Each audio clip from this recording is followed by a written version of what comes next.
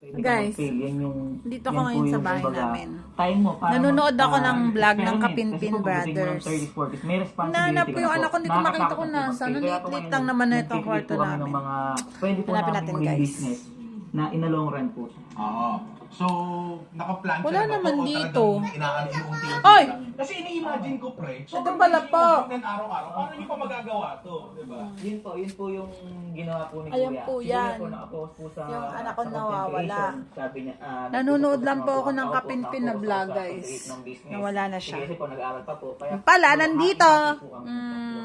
yung ano po namin. Hi, Kapinpin Brothers! Nag-aaral ka pa rin. Oh, di ba? Hindi ako nagkakamali.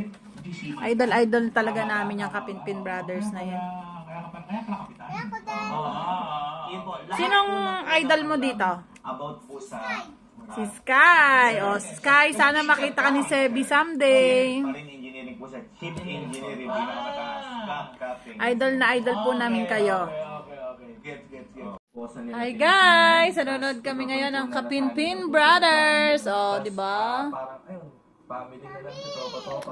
Halos lahat po ng video nila napanood na namin. Halos na Idol na idol po na. Sinong idol mo rito sa Kapinpin? Kaya iba po yung vibes ng lalaki. Siyempre, Marino. Si Kalo. Si Kalo naman. Bakit idol mo si Kalo? Hindi siya nakakapunta dito? Malayo yun, Nueva Ecija yun. Laguna tayo.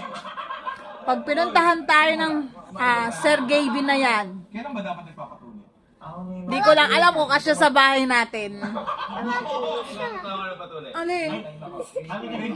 Pag napansin ka niya, o sabihin mo, Sir Gavin. Sir Gavin, O, ano sasabihin mo? Si mama po lahat punta ka dito. O, ang gagawin? Bahay lang po kami tinuloy. Pakita ko si Sky. Ha? Si Sky? Bakit gusto mo makita si Sky? Magpe-play kami. Pa-play kayo ni Sky? Big girl na si Sky eh. Baby ka pa. Malaki na ako. Malaki ka na. O, sabihin mo kay Sir Gavin. Sir Gavin.